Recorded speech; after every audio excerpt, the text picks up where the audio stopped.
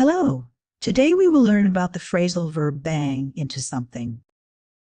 It means to hit something by accident or to meet someone unexpectedly. For example, I banged into the door this morning. Or I banged into an old friend at the park. Bang into is inseparable. This means the object always comes after the verb and preposition. You say, bang into the wall, not bang the wall into. Use it when you want to describe a sudden collision or surprise meeting.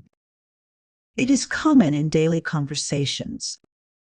Remember, bang into is stronger than bump into. If you gently touch something, say bump into.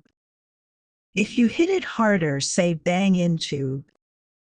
Example, she banged into the table and spilled her drink. You can also say, I banged into my teacher at the mall. Try to use bang into when talking about accidents or chance meetings. Practicing this phrase will help your English sound natural. Now, try to make your own sentences with bang into. Thank you for watching. Keep practicing and see you next time.